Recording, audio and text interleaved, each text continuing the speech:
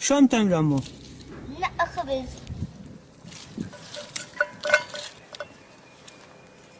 العالم بطرانة بنكب الخبز هون. لك قديش طلعنا وقشعت فيه بالأرض. وضل العالم ما بتعطي لحدا بتكبن. منين الخبز عم يجي؟ مساعدات فاتت للناس. وانتم ما استلمتوا شيء؟ لا.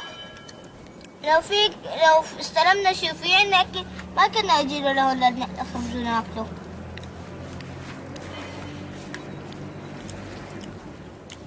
من وين انتم؟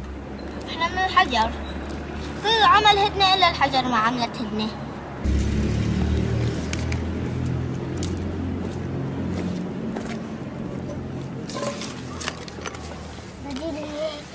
وانت شو عم تعمل كمان؟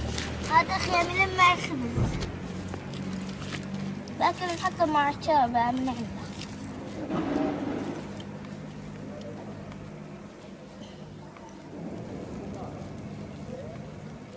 كيف عايشين انتم؟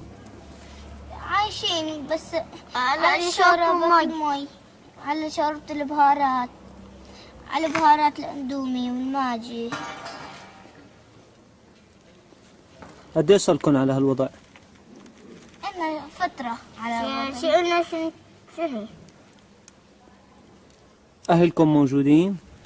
عندي أبي بس أمي طلعت لبرا وعصيت ومعها دفتر العيلة ما قدرنا نطلع كرت لنجيب كرتونة. وأبي ضايع هويته ما في شي يثبت على شخصيته إنه مع قبل الثورة ضاعت هويته ما معاه شي يثبت. قديش عمرك انت؟ عمري 10 سنين. شو بتتمني؟ بتمنى يرجع على أوضاع مثل ما كانت ناكل كل شي ونشبع مو مثل هلا الواحد ينام جوعان يفيق جوعان. معدته ما بتاكل من هون تجوع من هون ما تستحمل العيشة.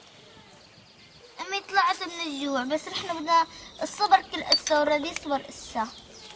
الصبر بالجوع وبهالشي بيصبر إسا. يعني انتم ما معانا حدا معانا الله. يعني انتم صابرين هلا؟ صابرين الله بيفرجها.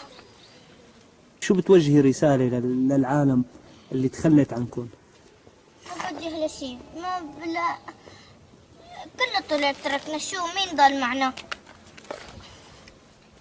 كنا عيلة الخطيب رحنا ما أكبره بس كله طلع تركنا هون.